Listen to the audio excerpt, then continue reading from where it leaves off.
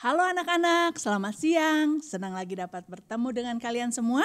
Hari ini, siang ini, kita mau sama-sama PA Anak GRI Bandung. Nah, sebelum mulai, mari kita siapkan hati dulu. Kita sama-sama berdiam diri dan bersaat teduh. Yuk.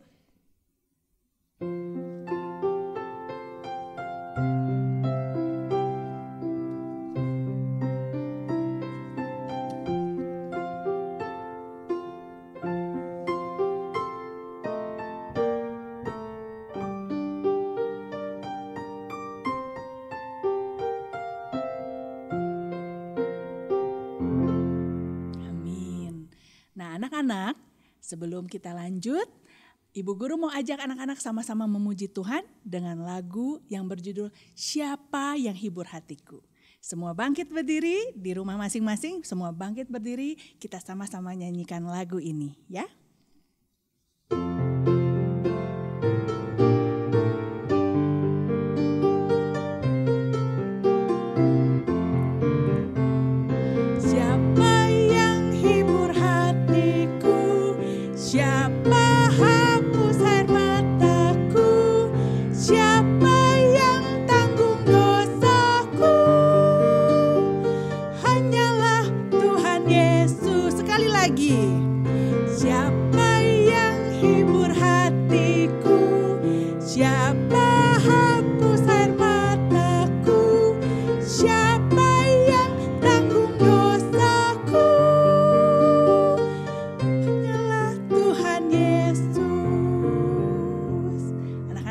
Kita sama-sama berdoa sebelum kita mendengarkan firman Tuhan dan beberapa cerita. Ya, yuk kita sama-sama berdoa. Lipat tangannya, tutup matanya, tidak ada yang main-main lagi. Kita sama-sama mau berbicara dengan Tuhan. Tuhan, kami bersyukur siang hari ini kami dapat berkumpul lagi bersama-sama dari segala tempat untuk sama-sama mau belajar firman Tuhan untuk memuji Tuhan. Siapkan hati kami, lembutkan hati kami, sehingga ketika firman didengar, firman disampaikan, hati kami telah siap dibentuk, hati kami telah siap untuk diubahkan semakin hari, semakin sesuai dengan yang Tuhan mau. Pimpin acara PA Anak siang hari ini. Dalam nama Tuhan Yesus kami berdoa dan bersyukur. Amin. Nah anak-anak, sebelum mendengarkan firman Tuhan lebih lanjut, Ibu Guru mau cerita dulu nih tentang satu tokoh misionaris. Siapakah dia? Dia adalah seorang perempuan. Namanya adalah Isobel Kuhn. Siapa? Ya, Isobel Kuhn. Nama panggilannya adalah Bel. Nah, dia adalah seorang misionaris. Anak-anak tahu apa artinya misionaris? Misionaris adalah seorang yang memberikan dirinya, mengabdikan dirinya untuk pergi ke tempat yang jauh dari tempat asalnya untuk mengabarkan kabar baik, menceritakan Injil agar semua orang dari berbagai tempat, berbagai bangsa dapat mendengar kabar baik itu. Itulah misionaris. Nah, Isobel dia lahir di sebuah tempat bernama Kanada. Pada tahun 1901, wah udah lama sekali ya. Dia lahir dan dibesarkan di tengah-tengah keluarga Kristen yang mengasihi Tuhan, melayani Tuhan. Papahnya adalah seorang pengkhotbah. Mamahnya juga ikut melayani di sebuah perkumpulan misionaris perempuan. Kalau malam mereka suka berkumpul, papahnya membacakan firman Tuhan, menceritakan kisah-kisah Alkitab. Kemudian mereka juga suka menyanyikan lagu-lagu him, lagu-lagu pujian kepada Tuhan seperti kita tadi. Sambil mamahnya mengiringi dengan permainan piano. Wah, indah sekali ya keluarga Isobel.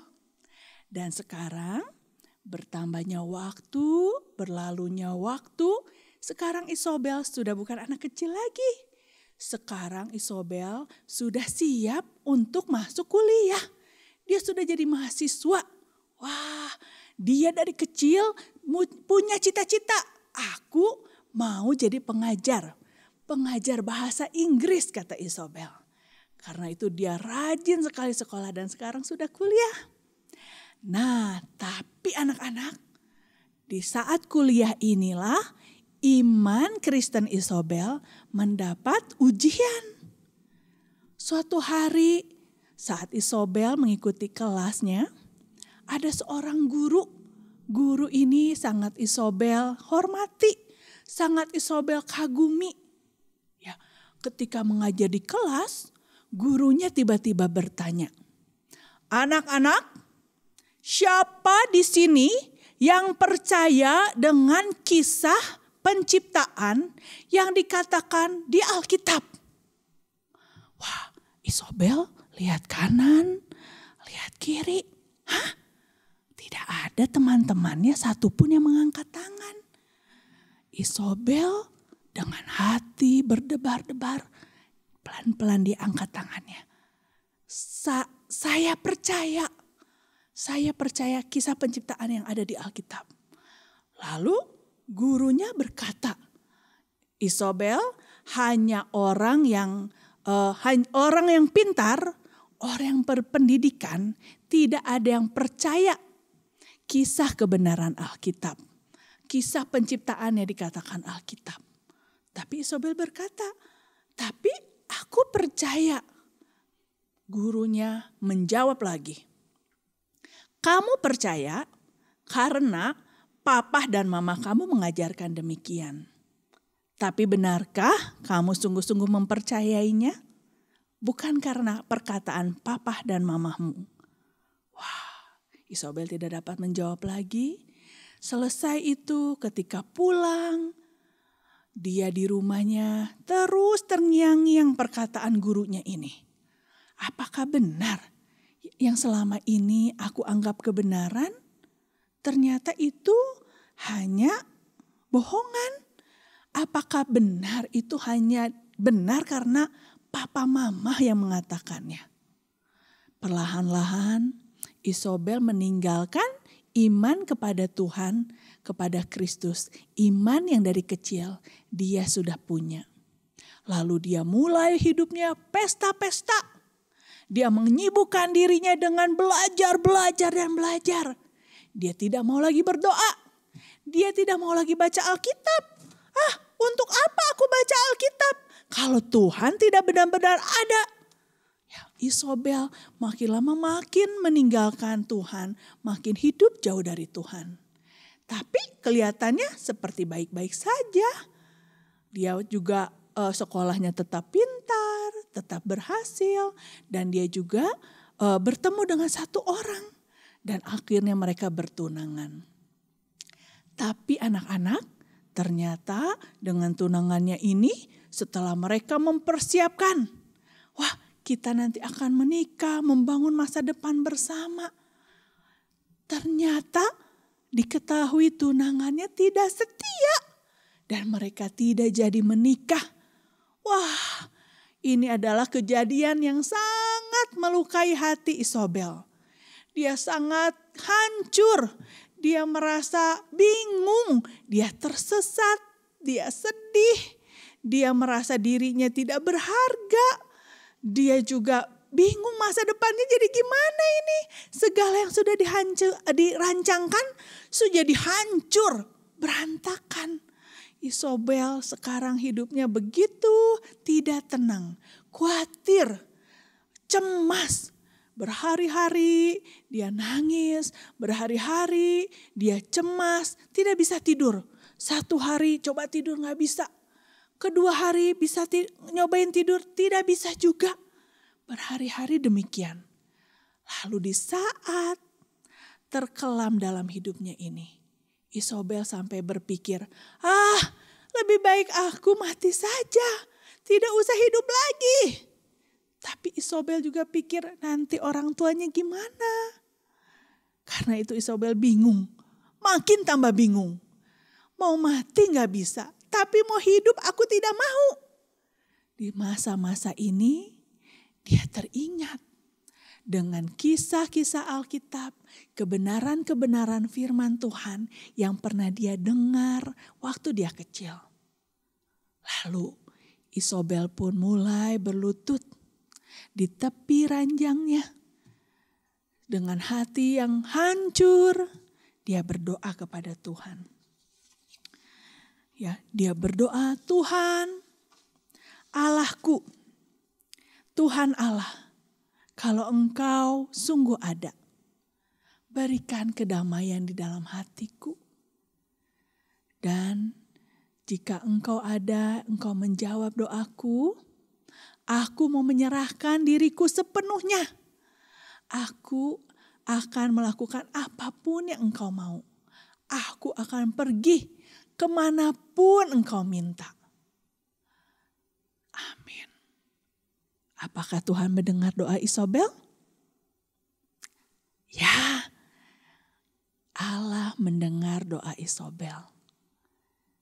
Saat itu setelah selesai berdoa, Isobel naik ke atas ranjangnya, kemudian tertidur lelap. Selama ini belum pernah tidur bisa selelap ini. Karena ada kedamaian di dalam hatiku. Rasa damai karena sudah berdamai dengan Allah. Rasa damai yang hanya bisa diberikan oleh Allah yang sejati. Pagi-pagi benar Isobel bangun. Bersyukur bisa tidur. Lalu Isobel berdoa lagi. Terima kasih Tuhan sudah menjawab doaku. Sudah memberi kedamaian dalam hatiku. Sungguh Engkau ada. Sekarang apa yang Engkau ingin aku lakukan? Apa yang harus saya kerjakan? Gimana ya cara taunya? Gimana kita bisa tahu apa yang Tuhan mau kita kerjakan? Gimana caranya anak-anak? Anak-anak tahu? Ya, melalui firman Tuhan. Melalui berdoa. Sejak saat itu Isobel tidak pernah melewatkan satu hari pun tanpa berdoa dan tanpa membaca firman Tuhan. Ya. Nah, anak-anak sama seperti Isobel. Mungkin anak-anak menghadapi masalah. Ada suatu masalah yang begitu menyulitkan hatimu. Yang membuat engkau tidak tenang. Kalau kalian ada masalah, apa yang harus kalian lakukan? Apakah nangis-nangis, marah-marah? Tidak. Kita belajar dari Isobel apa? Dia datang kepada Tuhan. Dia berdoa. Karena dia tahu setelah itu dia tahu benar bahwa Allah yang sejati adalah Allah yang mengasihi dia dan tidak pernah meninggalkan dia. Tahu dari mana Allah itu setia dan penuh kasih? Dari firman Tuhan. Karena itu kita bersyukur kalau siang hari ini kita juga bisa sama-sama membaca, belajar firman Tuhan. Mari kita sama-sama nyanyikan satu lagu, Siapa yang hibur hatiku, kemudian kita siapkan hati kita untuk mendengarkan pendalaman Alkitab yang akan dibawakan oleh hamba Tuhan, ya.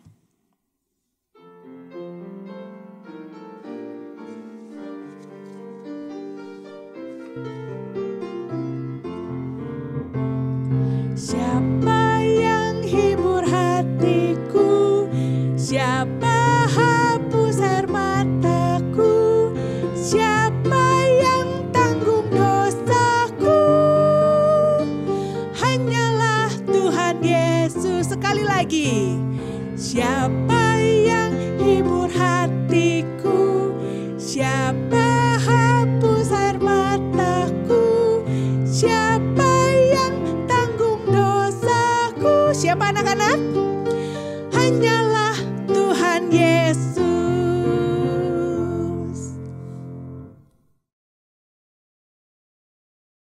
Selamat siang anak-anak. Mari kita melanjutkan pembahasan dari Mazmur. Kali ini kita akan lihat Mazmur 40. Mazmur yang sangat penting Karena ada nubuat tentang Kristus. Berarti ada berita tentang Kristus yang akan datang. Ini dilihat di dalam ayat yang ke-7 dan 9. Ini digenapi di dalam Kristus seperti dikatakan di dalam surat Ibrani. Mari kita baca Mazmur 40. Mazmur 40 kita baca dari ayat yang ke-5 sampai ayat yang ke-11. Mazmur 40 ayat 5 sampai 11. Mari anak-anak buka Alkitab sama-sama dan kita membacanya. Mazmur 40 ayat 5 sampai 11. Demikianlah firman Tuhan. Berbahagialah orang yang menaruh kepercayaannya pada Tuhan, yang tidak berpaling kepada orang-orang yang angkuh atau kepada orang-orang yang telah menyimpang kepada kebohongan. Banyaklah yang telah kau lakukan ya Tuhan Allahku, perbuatanmu yang ajaib dan maksudmu untuk kami. Tidak ada yang dapat disejajarkan dengan engkau. Aku mau memberitakan dan mengatakannya, tetapi terlalu besar jumlahnya untuk dihitung. Engkau tidak berkenan kepada korban sembelihan dan korban sajian. Tetapi engkau telah membuka telingaku. Korban bakaran dan korban penghapus dosa tidak engkau tuntut. Lalu aku berkata, sungguh aku datang. Dalam gulungan kitab ada tertulis tentang aku. Aku suka melakukan kehendak-Mu ya Allahku. Taurat-Mu ada di dalam dadaku. Aku mengabarkan keadilan dalam jemaah yang besar. Bahkan tidak kutahan bibirku. Engkau juga yang tahu ya Tuhan. Keadilan tidaklah kusembunyikan dalam hatiku. Kesetiaan-Mu dan keselamatan yang daripadamu kubicarakan. Kasih-Mu dan kebenaran-Mu tidak kudiamkan kepada jemaah yang besar. Inilah firman Tuhan yang akan kita bahas pada hari ini.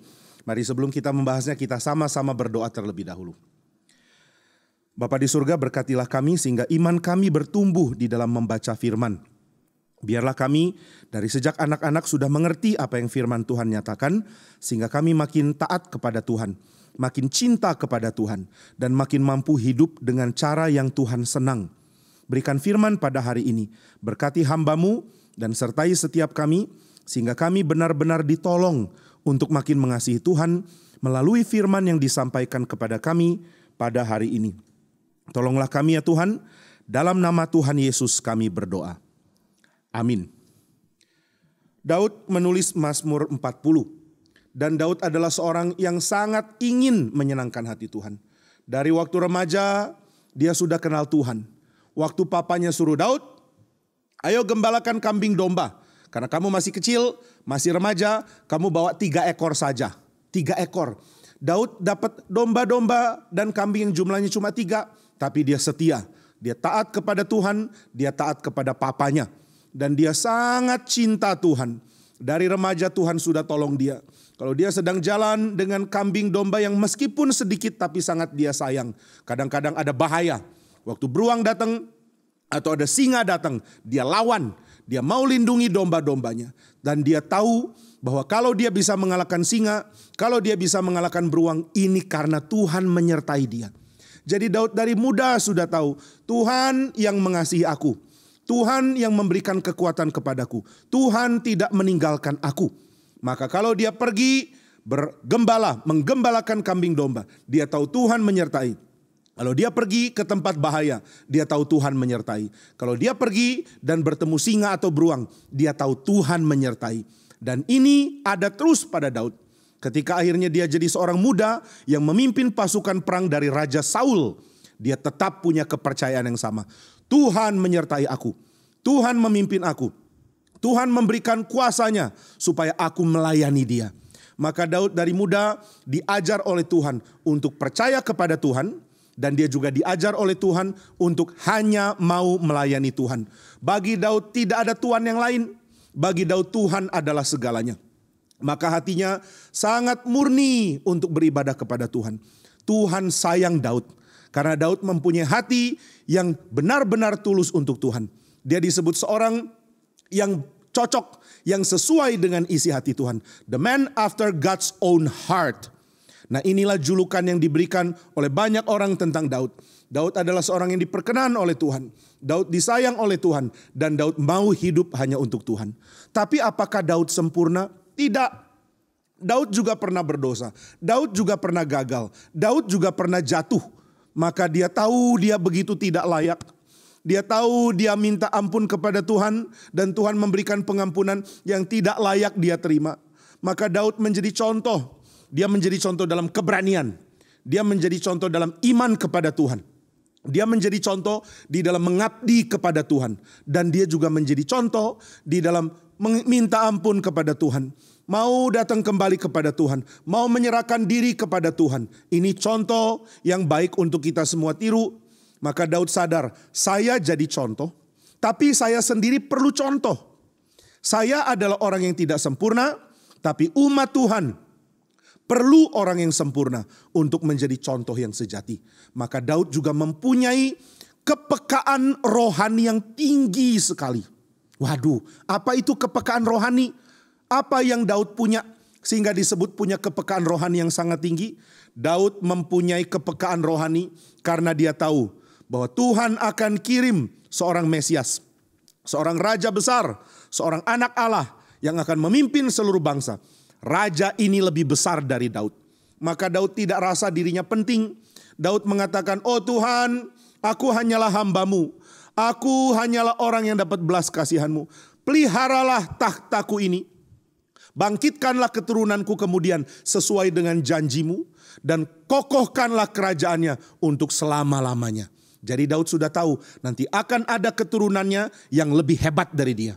Ini bedanya Daud dengan Saul. Saul tidak mau ada orang lebih hebat dari dia.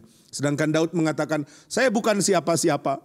Biar Tuhan bangkitkan orang, keturunanku yang akan jadi raja untuk selama-lamanya. Nah inilah yang membuat Daud punya kepekaan rohani. Orang tidak bisa punya peka rohani kalau sombong dan kalau mementingkan diri. Tapi kalau dia belajar mementingkan Tuhan, dia akan punya perasaan peka. Saya jadi mengerti apa yang Tuhan mau kerjakan. Saya jadi tahu isi hati Tuhan karena saya tidak pentingkan diri. Itu sebabnya ketika Daud menulis nyanyian, menulis puisi, menulis mazmur, dia tulis dan menjadi berkat untuk kita. Karena hatinya sangat peka terhadap kehendak Tuhan. Apa artinya sih hati yang peka terhadap kehendak Tuhan? Artinya adalah bahwa Daud benar-benar tahu apa yang ada di dalam isi hati Tuhan. Karena Tuhan rela nyatakan kepada Daud.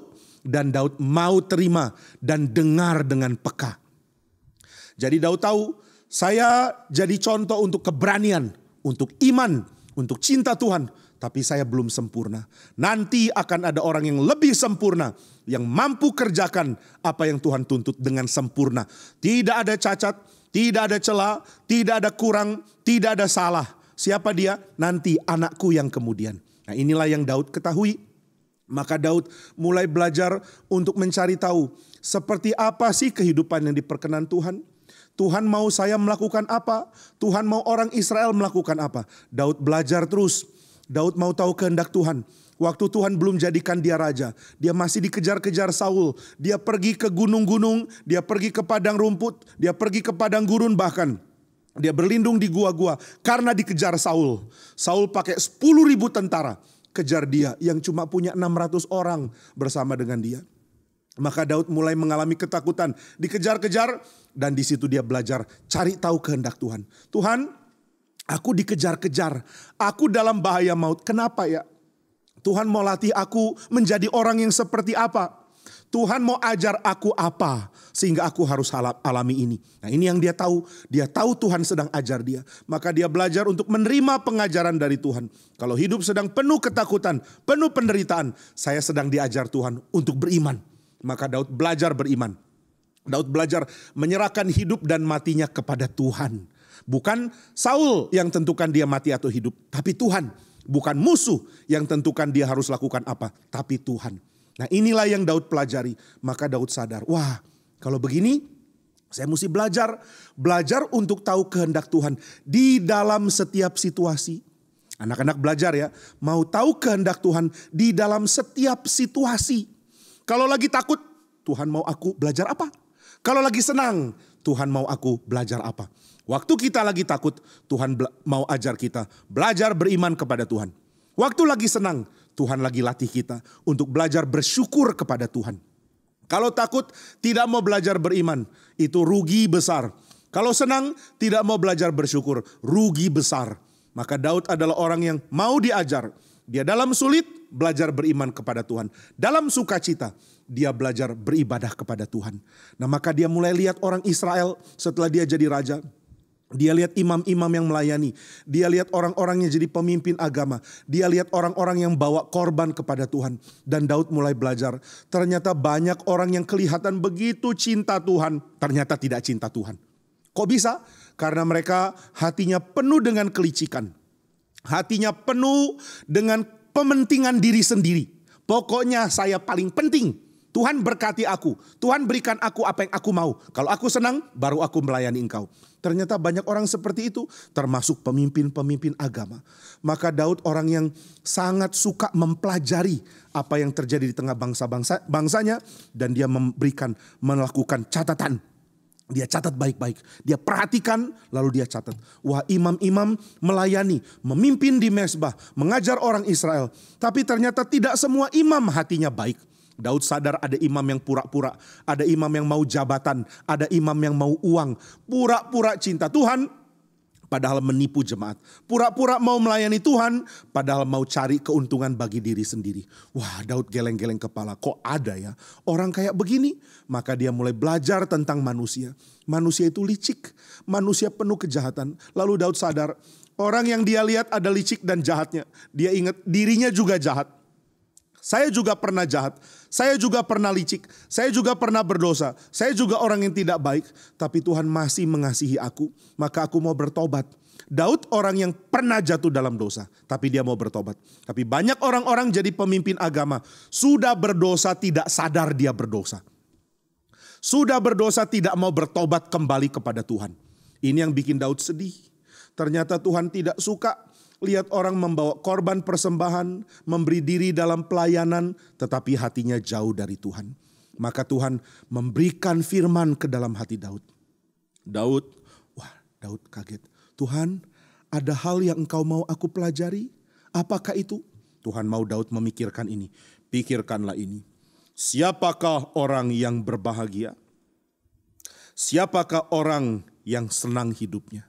Wah, Daud pikir-pikir, siapa ya? Aku mau pelajari dulu ya Tuhan sebelum bisa jawab. Maka Daud mau amati orang-orang. Mau lihat siapakah orang yang berbahagia hidupnya. Siapakah orang yang mencintai Tuhan. Yang senang kepada Tuhan. Nah, aku mau tahu jawabannya. Lalu dia pikir-pikir. Harusnya kalau menurut pengertian dari banyak orang. Orang yang paling senang hidupnya itu raja. Karena raja banyak uang. Raja punya kekuasaan. Raja punya tentara yang banyak. Raja itu orang terpenting di dalam kerajaan. Berarti raja itu orang paling senang, orang paling bahagia. Tapi betulkah itu? Tidak. Banyak raja-raja sudah punya banyak tentara, tetap hatinya tidak tenang. Banyak raja-raja sudah punya banyak uang, tetap serakah mau uang lebih banyak lagi. Banyak raja-raja sudah punya begitu banyak pengikut, masih curiga kepada orang lain. Hatinya terus ketakutan, terus khawatir, terus curiga. Wah, kalau begitu jadi raja tidak tentu bahagia.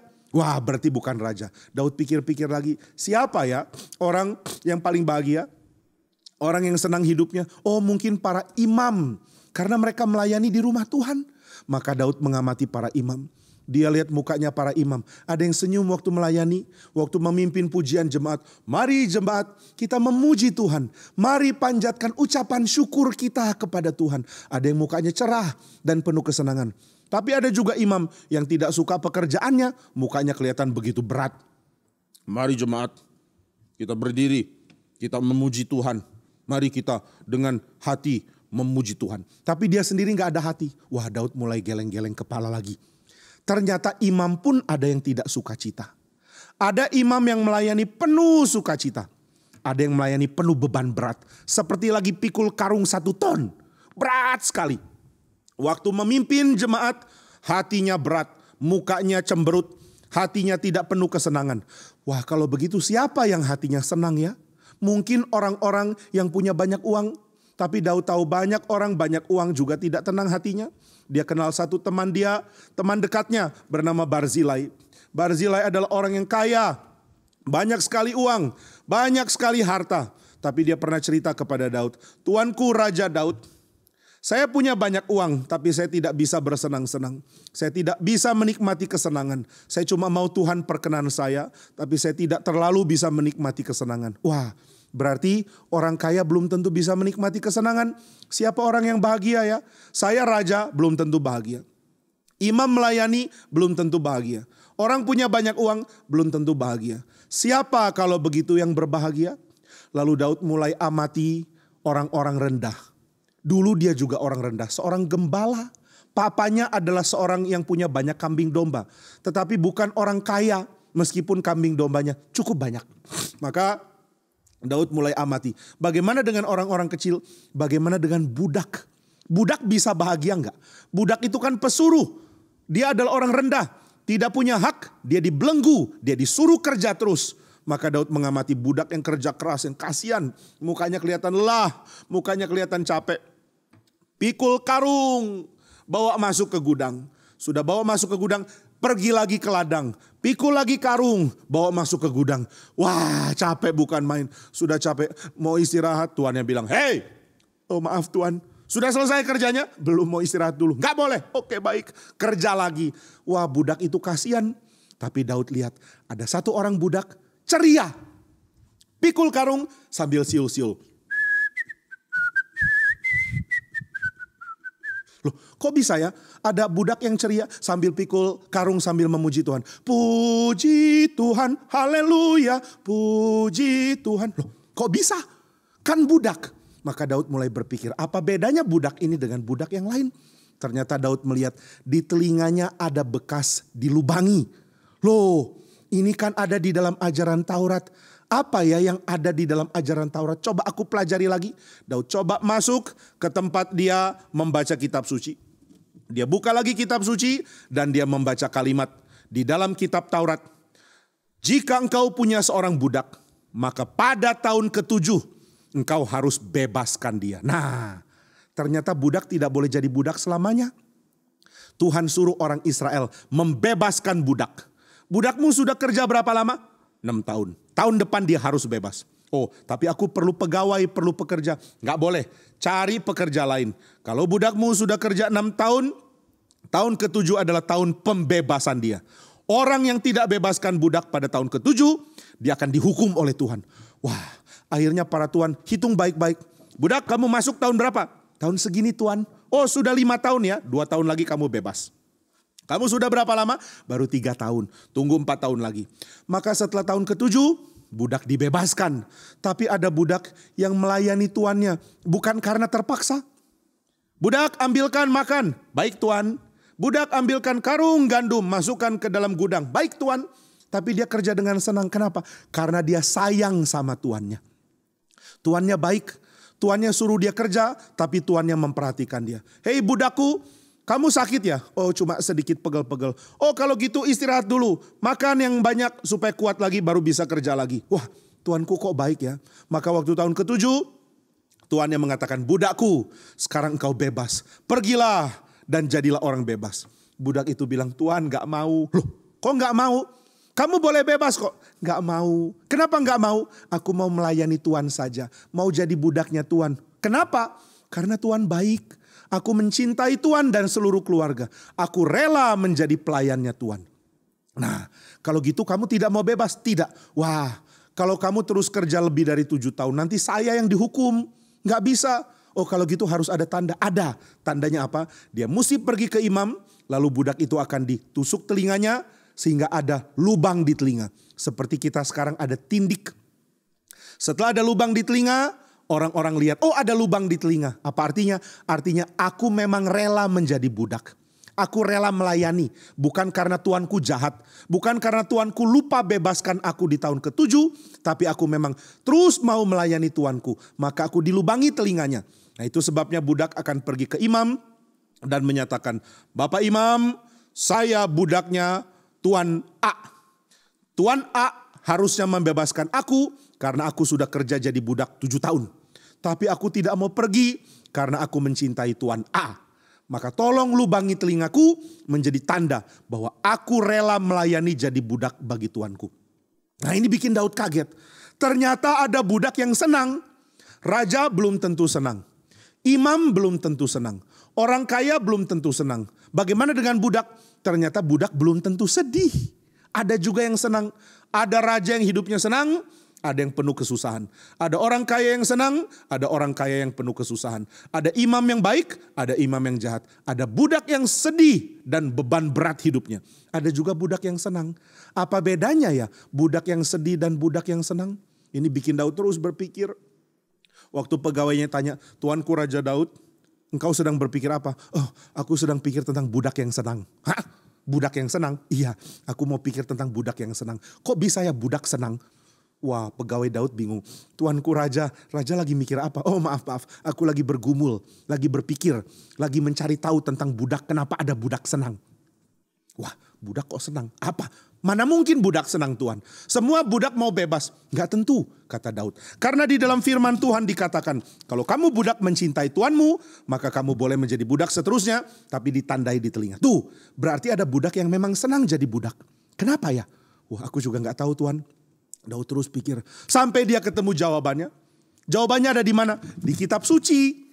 Di dalam kitab Taurat dikatakan, jika budakmu mencintai engkau, jika seorang budak mencintai tuannya dan dia tidak mau bebas, maka dia harus ditandai di telinganya. Oh, itu jawabannya, mencintai tuannya. Nah, ini bikin Daud jadi sadar. Begitu juga kita manusia, kita ini budaknya Tuhan. Kita hanya hamba bagi Tuhan. Tapi kalau kita tidak rela, maka kita jadi orang yang sedih dan berbeban berat hidupnya. Tapi kalau kita cinta Tuhan, kita akan rela jadi budak. Wah, ini bikin Daud dapat pengertian yang penting untuk dia tulis Mazmur 40. Sekarang saya mengerti siapa yang bisa berbahagia. Sekarang saya mengerti siapa yang senang. Wah, dia segera masuk ke rumah Tuhan. Dia sujud dan berdoa. Oh Allahku, aku sudah dapat jawabannya. Jawaban apa? Jawaban dari pertanyaan Tuhan tentang siapa orang yang berbahagia. Aku ngerti. Maka Daud tulis, berbahagialah orang yang menaruh kepercayaannya kepada Tuhan. Berbahagialah orang yang tidak berpaling kepada orang-orang angkuh. Berbahagialah orang yang sadar Tuhan itu baik dan melakukan banyak sekali perbuatan ajaib. Nah, jadi siapa yang bahagia? Orang yang mencintai Tuhan dan mengagumi Tuhan. Karena mencintai Tuhan, dia rela memberikan persembahan, bukan pura-pura. Karena mencintai Tuhan, dia rela melayani dengan hati yang penuh sukacita. Karena mencintai Tuhan, dia menikmati hidupnya hari demi hari, bulan demi bulan, tahun demi tahun. Wah, kalau begitu, siapa yang rela mencintai Tuhan, siapa yang penuh sukacita karena Tuhan, dia juga akan rela jadi hamba Tuhan. Waktu Tuhan bilang, sekarang kamu bebas. Terserah kamu mau melayani siapa. Pilihlah dalam hidupmu mau ikut siapa. Orang-orang ini akan mengatakan, ya jelas aku mau ikut Tuhan. Aku tidak mau ikut yang lain. Hanya mau ikut Tuhan. Tuhan, aku milikmu. Berikanlah lubang di telingaku menjadi tanda. Aku menjadi budakmu selama-lamanya. Nah, ini yang Daud tahu. Maka Daud belajar untuk mengerti hal ini. Tuhan, aku mau menjadi hambamu selama-lamanya. Aku ingin bahagia. Aku ingin senang. Karena aku mencintai Tuhan. Tapi Daud pikir-pikir lagi, aku mau menyerahkan hidup bagi Tuhan. Tapi aku sendiri masih banyak kelemahan. Aku sendiri kurang sempurna. Aku sendiri kurang taat kepada Tuhan. Wah, kalau gitu aku bukan contoh yang baik.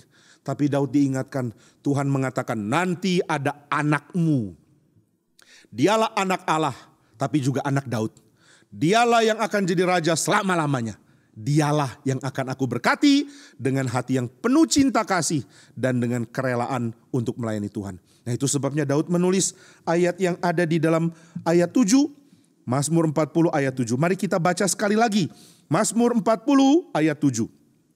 Engkau tidak berkenan kepada korban sembelihan dan korban sajian. Kenapa ya Tuhan tidak berkenan? Karena orang-orang bawa tapi hatinya tidak cinta Tuhan. Sambil bawa korban sambil pikir, wah kenapa ini harus diberikan untuk Tuhan? Kenapa ini mesti disembelih dan dibakar untuk Tuhan? Aku juga mau dong makan dagingnya. Akhirnya orang yang bawa korban gak tentu senang hatinya. Tapi siapa yang senang? Yang senang adalah orang yang rela ikut Tuhan.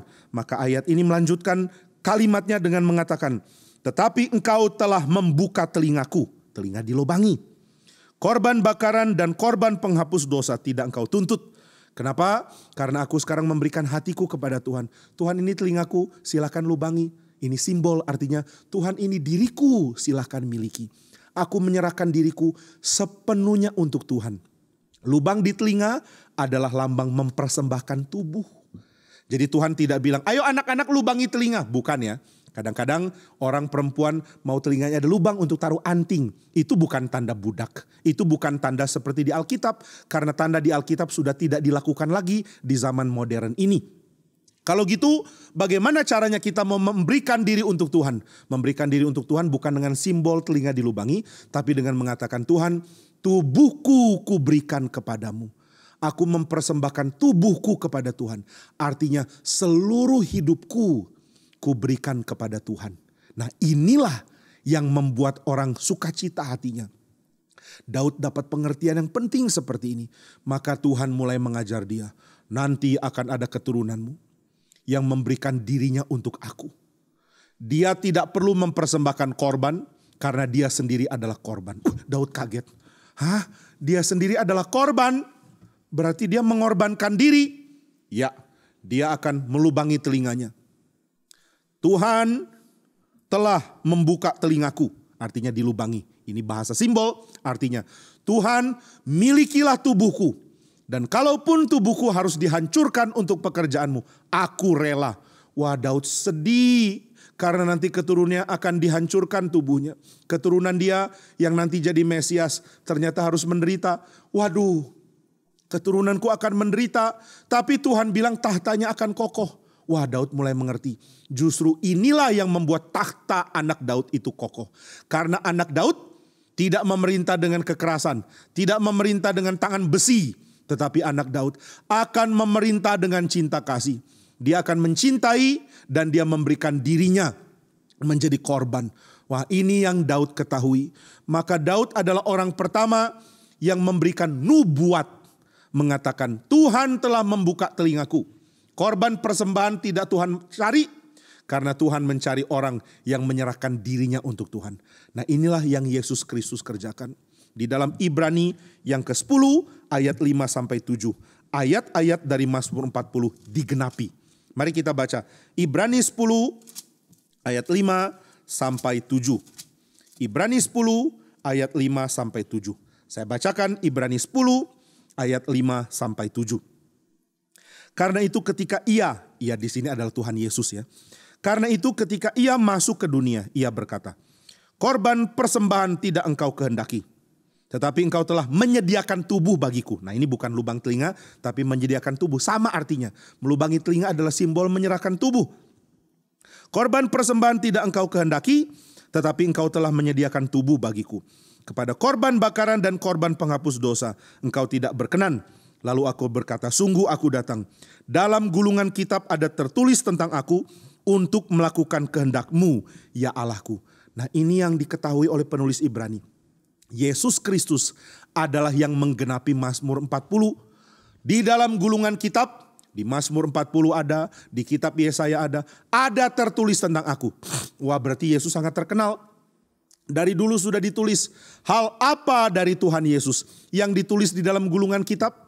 Hal yang ditulis tentang Tuhan Yesus dalam gulungan kitab adalah bahwa Tuhan Yesus akan rela berkorban. Dia rela memberikan dirinya bagi penjahat-penjahat seperti kita. Dia rela memberikan tubuhnya ditikam dan dihancurkan untuk menebus dosa kita. Inilah yang tertulis tentang Yesus di dalam gulungan kitab. Gulungan kitab mana? Gulungan kitab Perjanjian Lama, gulungan kitab Mazmur, gulungan kitab Yesaya, gulungan kitab Daniel, gulungan kitab Keluaran. Semua menulis tentang Sang Anak Allah yang rela jadi manusia, memiliki tubuh yang dipersembahkan kepada Tuhan. Waktu Tuhan terima persembahan Tuhan Yesus yang rela mati di atas kayu salib, yang rela menyerahkan dirinya untuk menebus dosa kita, maka Tuhan senang. Tuhan mengatakan, engkaulah hambaku yang setia. Apakah Tuhan Yesus menjadi hamba Allah karena dia terpaksa? Tidak, dia rela. Maka dia mengatakan, inilah aku, lubangilah telingaku, milikilah tubuhku, seperti yang tertulis di dalam gulungan kitab. Hanya Tuhan Yesus yang menggenapi semua yang Daud tahu tentang orang bahagia. Tuhan Yesus bersuka cita bukan karena dia kaya, bukan karena dia mempunyai kedudukan tinggi, bukan karena dia mempunyai jabatan imam, bukan karena dia mempunyai kehebatan di dunia. Tapi Tuhan Yesus penuh sukacita karena dia mencintai Allahnya dan dia rela berkorban bagi Allahnya. Maka Daud dari dulu sudah sadar, aku bukan contoh yang sempurna untuk mentaati Tuhan. Imam-imam juga bukan. Lalu dia belajar dari para budak. Wah, para budak ternyata bisa sukacita kalau mencintai tuannya. Berarti orang yang berbahagia adalah orang yang mencintai Allah dan rela menjadi hamba Allah selama-lamanya. Akukah orang itu? Bukan. Aku mencoba menjadi seperti itu, tapi aku belum sempurna. Aku berusaha taat kepada Tuhan, tapi pernah gagal. Sering gagal. Aku berusaha mencintai Tuhan, tapi sering menjadi dingin hatinya. Lalu siapa ya yang bisa jadi contoh? Nah, Daud senang karena nanti anaknya dia, keturunannya, yaitu Sang Mesias, Sang Anak Allah yang menjadi manusia.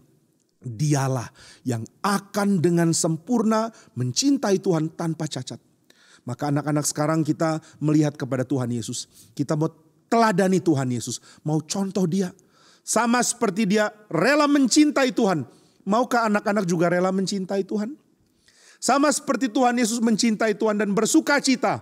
Maukah anak-anak mengalami sukacita? Mau. Kalau mau gimana caranya? Mau tambah uang? Tambah kedudukan? Bukan. Aku suka cita karena aku sayang Tuhan. Aku mencintai Tuhan. Tuhan Yesus bersuka cita karena dia mencintai Tuhan. Lalu apa yang Tuhan Yesus lakukan karena dia mencintai Tuhan? Apa bukti bahwa dia sungguh-sungguh mencintai Tuhan? Tuhan Yesus mengatakan, inilah diriku. Inilah tubuh yang kau berikan kepadaku. Sekarang ku persembahkan kepadamu. Hidupku milik engkau ya Tuhan. Tubuhku milik engkau ya Tuhan. Nah, ini yang Tuhan Yesus lakukan. Maka kita pun lakukan hal yang sama. Tuhan, hidupku milikmu. Aku hanyalah budak. Biarlah aku melayani engkau seumur hidup. Karena aku mengasihi engkau. Engkau adalah Allah yang baik. Engkau adalah Allah yang setia. Engkau adalah Allah yang penuh cinta kasih. Engkau adalah Allah yang rela berkorban bagi kami. Kami mau melayani engkau seumur hidup. Maukah anak-anak melayani Tuhan? Jika anak-anak mengatakan mau, mari cintai dia. Mari berikan hidup untuk Tuhan. Jangan cuma pikir kesenangan sendiri. Jangan cuma pikir hidup yang hebat untuk diri sendiri. Mari pikirkan cara untuk menyenangkan hati Tuhan. Aku milik Tuhan. Aku hamba Tuhan. Tuhan, engkau telah melubangi telingaku. Engkau telah memiliki tubuhku. Ku persembahkan tubuhku menjadi hambamu. Tuhan Yesus melakukan ini. Dan Tuhan Yesus tidak mundur meskipun sulit. Wah, banyak orang-orang kalau senang mau mengatakan, oke, aku hamba Tuhan karena lagi senang. Tapi begitu Tuhan arahkan dia masuk ke dalam hidup yang sulit, langsung mundur. Waduh, kalau menjadi hamba Tuhan begini sulit, saya nggak mau, saya takut, saya mundur aja. Tapi Tuhan Yesus menjadi contoh. Dia tidak mundur. Ketika harus menyenangkan hati Tuhan, dia rela lakukan. Apa yang Yesus harus lakukan untuk menyenangkan hati Allah? Yesus rela berkorban. Dia rela ditangkap. Dia rela dicambuk, bahkan dia rela dipaku di atas kayu salib. Badannya dihancurkan untuk kita. Tubuhnya diberikan untuk Allah. Dan Allah mengambil tubuh Kristus dan seluruh kehidupan Kristus menjadi korban bagi kita. Sehingga Yesus mati di kayu salib mengampuni kita. Yesus mati di kayu salib membersihkan dosa kita. Ini Tuhan Yesus lakukan bukan karena terpaksa kok. Waktu dia mau disalib dia tidak bilang, aduh aku gak mau disalib. Tapi sayang aku gak bisa kabur. Lalu dia lihat kiri kanan. Bisa kabur gak ya? Saya mau lari aja. Saya gak mau disalib. Tidak. Tuhan Yesus memberi dirinya. Silakan lakukan apa yang engkau mau lakukan. Silakan. Yesus ditangkap, dia tidak lawan. Yesus disuruh pikul salib, dia rela pikul salib. Yesus dipaku di atas kayu salib. Dan dia tidak mengutuk orang yang memaku dia. Dia rela menjalani. Tubuhnya diberi sebagai korban persembahan. Dan setelah itu kita mendapatkan keselamatan. Inilah cinta kepada Tuhan. Anak-anak mencintai siapa? Mencintai Tuhan. Kalau gitu berikan tubuhmu kepada Tuhan. Waktu anak-anak mengatakan, baik, aku mau persembahkan tubuhku kepada Tuhan. Tuhan, inilah tubuhku. Apa yang harus kulakukan?